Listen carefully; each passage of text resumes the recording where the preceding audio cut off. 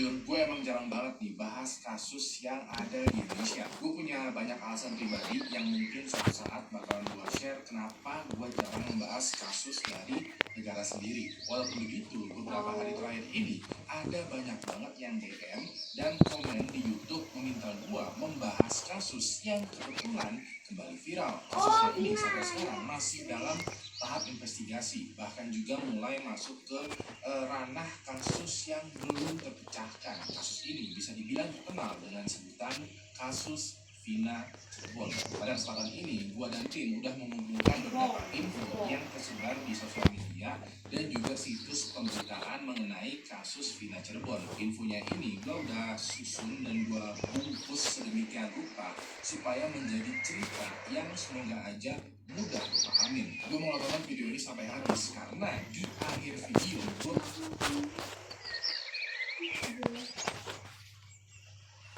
Oke ya.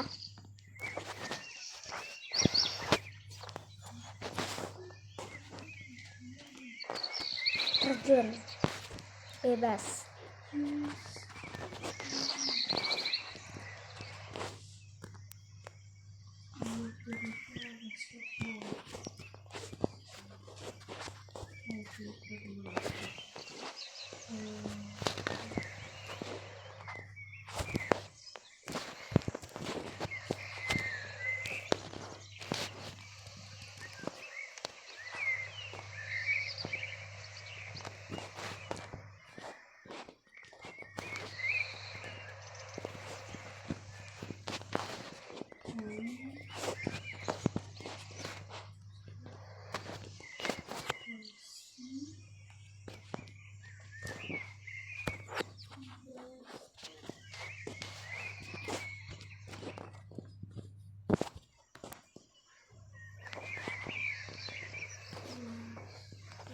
Alay.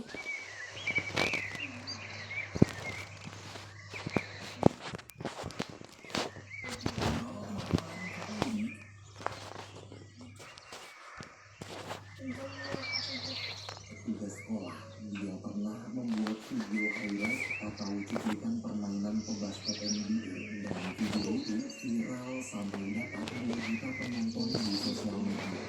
Nah, karena ada manajemen yang mau menerima Bokrus, kenapa nggak nyoba lewat jalur sosial media aja? Bokrus dan dia, bila video kehebatan Bokrus viral, pasti tim up.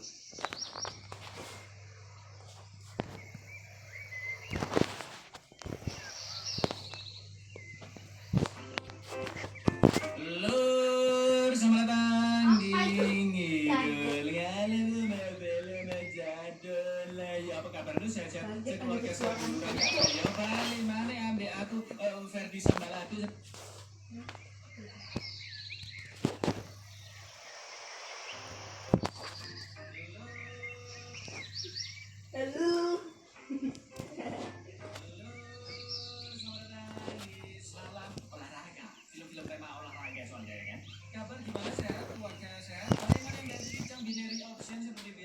Siapa itu?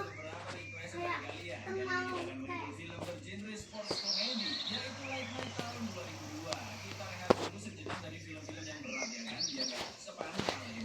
Like My bercerita tentang seorang bocil yatim piatu yang tiba-tiba jadi basket setelah memakai sepasang sepatu ajaib. Penasaran gimana kelanjutannya? Langsung kita gas pantun aja. Cak Romli, Agus Banyugali. Enggak sekejap Eli.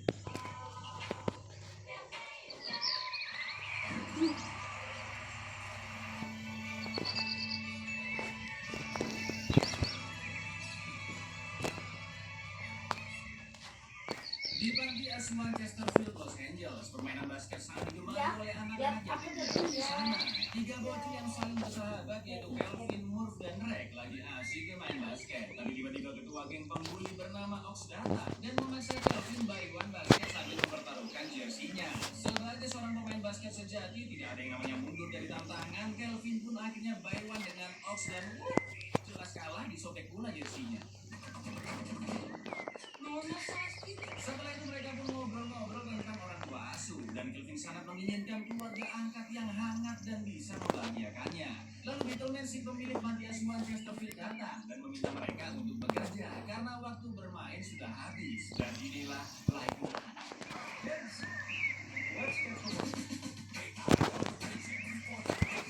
Mereka semua pergi jualan permen di stadion yang akan mengadakan pertandingan basket sebentar lagi. Melihat orang-orang di sana tidak berminat beli permen dan brengkesnya, Beetleman ongkang-ongkang kakinya dari dalam mobil baca majalah buruk. Saat pertandingan dimulai, Kelvin dan Luz nonton dari layar di dalam stadion. Tapi sayang tim Max yang dijagokan mereka kalah malam itu.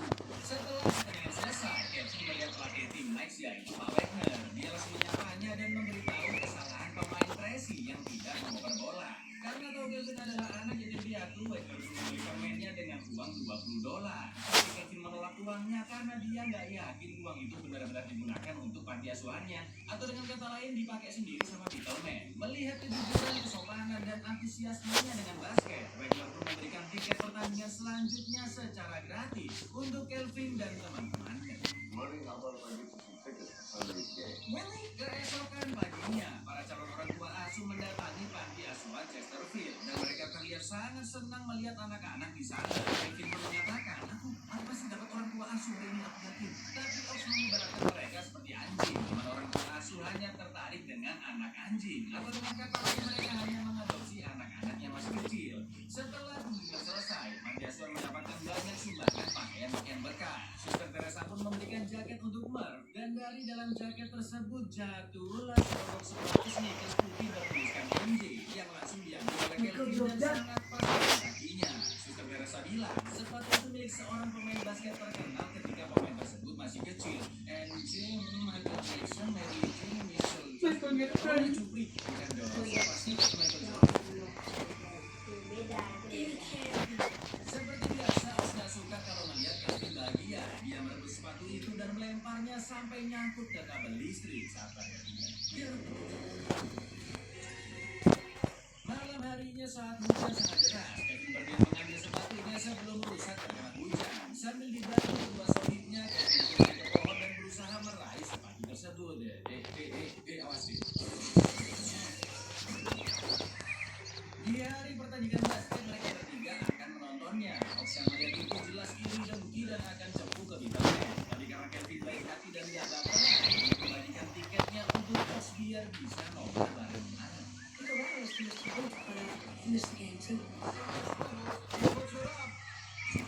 Saat selesai babak pertama, untuk menarik minat penonton, manajer tim Max bernama Frank menaruh pentolan Max yaitu Tracy tampil di acara selingkuh, di mana seorang penonton yang terpilih akan baliwan lawan Tracy. Setelah diundi-undi, ternyata nomor yang terpilih adalah nomor tiket milik Kelvin.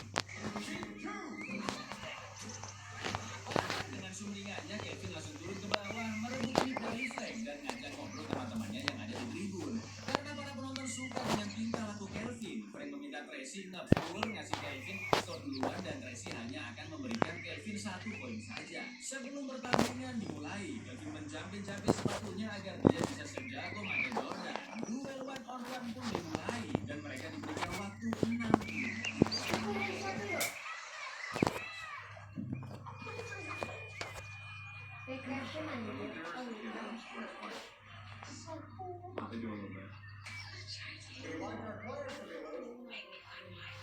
Di awal-awal Tracy masih tidak memberikan perlawanan sama sekali, tapi gerakan Kelvin ternyata cukup cepat untuk anak seperti dia dan berhasil mencetak skor pertamanya dengan sangat mudah. Sekarang Tracy serius menghalau dan membuat Kelvin sedikit kesulitan melewati pertahanannya. Tapi tiba-tiba Kelvin menggunakan gerakan tipuan dribbling ke depan, lalu step back ke belakang dan melakukan 3 point. Bahkan Kelvin bingung sendiri dengan gerakannya.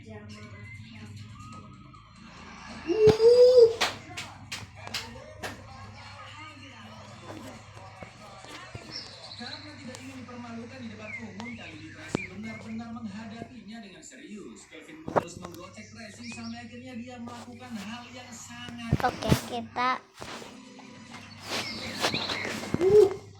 Oke teman-teman, udah dulu buat kali ini. Jangan lupa like, share, dan dadah.